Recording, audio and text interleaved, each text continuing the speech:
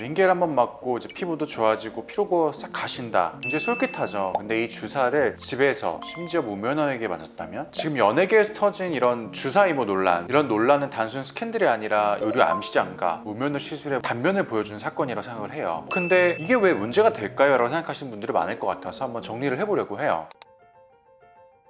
강남 부근에 이렇게 연예인들이나 아니면 밤에 일을 하시는 분들한테 좀 많이 피곤한 날이거나 아니면 전날 술을 많이 먹었을 때 다음날 좀 힘들 때 링거를 맞는 경우가 보통이라고 하더라고요. 그래서 이제 병원을 가기도 좀 힘들거나 귀찮거나 할 때 이런 주사 이모를 전화로 불러가지고 실제로 집에서 불법 무면허 의료 행위를 하는 사람들을 주사 이모라고 통칭을 하더라고요. 저는 들어만 봤고 실체가 있는지는 몰랐는데 이번 사건을 통해서 아 진짜 존재하고 굉장히 많이 행해지고 있구나, 이거를 좀 알게 된 것 같아요. 보통 이제 영양주사나 비타민 주사 등을 놓지만 의약품 등을 실제로 이제 앰플을 까가지고 넣는 경우도 있다고 해요. 비의료인이 시행을 한다고 하면은 이런 용량이나 적응증 등을 알지 못해서 좀 의료 사고가 일어날 수도 있는 위험한 일이라고 생각을 하거든요.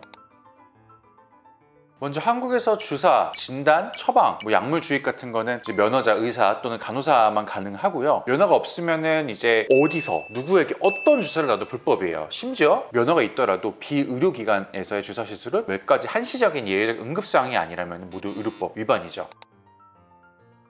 아무래도 이제 스케줄이 많고 이런 이동 시간 동안에 링거를 달고 이제 차를 타고 이동을 한다거나 병원을 가기 좀 프라이버시 때문에 좀 싫다거나 편리함이 가장 큰 원인이라고 생각을 해요. 하지만 이런 이유가 이런 불법성을 합리화하지 못하는 거죠. 겉으로 봤을 때 그냥 주사만 넣어주는 거고 영양주사 같은 건 괜찮은 거 아니야? 하지만 불법은 불법인 거죠.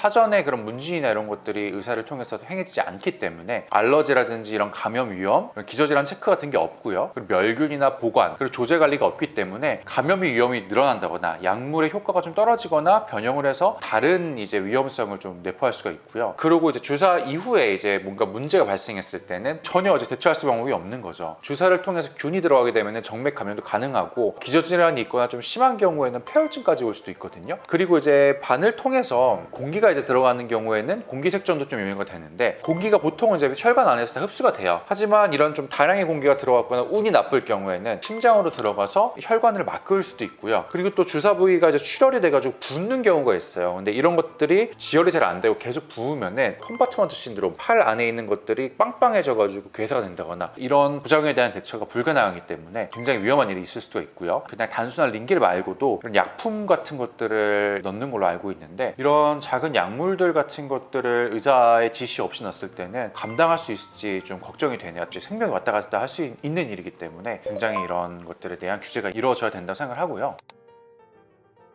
비타민이나 글루타치온도 속도 조절 잘못하면 터질 수가 있고요. 비타민 종류 같은 경우는 좀 통증이 있거든요. 그래서 주입통이 있기 때문에 잘못하면 혈관이 터지거나 이런 문제가 있을 수 있고, 이제 약품 관리 같은 것들 온도나 이런 것들을 관리 잘못하면 변형이 될 수 있는 문제도 있고요. 이런 오남용의 문제가 있기 때문에 어떤 성분이 들어가냐 이런 것들보다는 어떠한 시스템 안에서 안전하게 투여하느냐 이런 것들이 의료의 본질이기 때문에 단순히 안전한 약물을 넣었으니까 상관이 없는 거 아니야 이렇게 접근하면 안 될 것 같아요.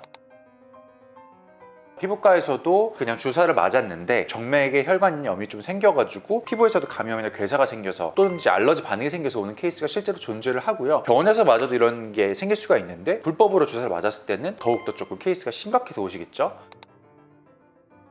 주사 말고도 불법으로 필러나 보톡스를, 주사 이모가 아니라 시술이 뭐라고도 하죠. 이런 주사를 넣는 경우도 있었는데 이것 때문에 부작용이 생겨서 오시는 경우도 많아요. 필러가 녹지 않고 염증이 생겨서 오시는 분들도 있는데 안전한 필러가 아니라 파라핀이나 식용유 같은 이상한 것들을 넣는 경우도 있었거든요. 옛날에 이제 선풍기 아주머님이라고 해가지고 그런 불법 시술을 통해 가지고 부작용이 생겼던 사례도 보고가 된 적이 있는데 주사뿐만이 아니라 이런 시술, 실제 얼굴에 이제 이런 걸 넣는다고 했을 때는 훨씬 더 심각한 부작용이 있을 수 있는 거죠. 그리고 이런 주사 시술뿐만이 아니라 이제 연예인들이 대리 처방, 또 다른 이제 레벨의 불법 행위고요. 특히 이제 식욕 억제제와 같은 펜타민 계통의 약물은 대한민국에서 마약류 관리에 의한 법률상 향정신성 의약물로 분류가 되거든요. 이런 처방이나 유통 모두 강력한 규제 대상이 되기 때문에 무면허자가 대리 처방에 개입하거나 약을 개인적으로 유통을 하면은 의료법 위반 플러스 마약류 관리법 위반으로 이제 확장이 돼서 굉장히 좀 심각해질 수가 있어요. 그리고 프로포폴 투여 부도는 없었지만 암시장에서 불법적으로 프로포폴을 투여했다는 얘기도 있었어요. 이런 대리 처방이 사실이라면은 의료행위 불법뿐만 아니라 이런 마약류 관리법 위반까지 될 수 있는 굉장히 심각한 불법이라고 생각할 수 있죠.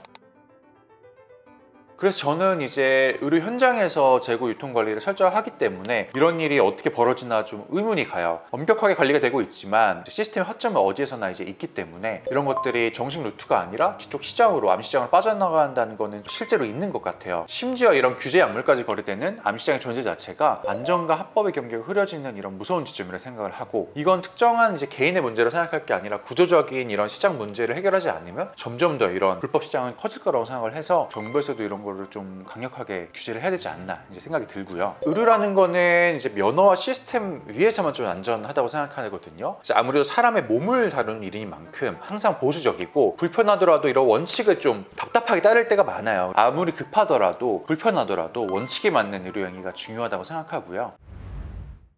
사실 내과나 피부과 가면 한 5만 원에서 10만 원이면 맞는 양품들인데 대체 왜 그런 위험한 선택을 했을까? 이제 개인적으로 좀 안타깝네요. 하지만 이런 과도한 좀 악플에 시달리고 있는 것 같아서 좀 마음이 아파요. 이제 불법을 시행한 것은 또 맞지만 그건 이제 법에 따라서 법대로 처벌을 받고 본인이 이제 책임져야 할 부분은 맞겠죠. 하지만 사람들의 악플로 필요 이상의 언어 폭력과 사적 제재를 할 필요는 없는 것 같아요. 이제 다들 개개인에 대한 이런 비난보다는 이런 시스템을 또 건강하게 구축할 수 있게 이 소리를 냈으면 좋을 것 같아요. 다들 건강하고 안전한 의료를 받길 바랄게요. 이상 피부보건소였습니다.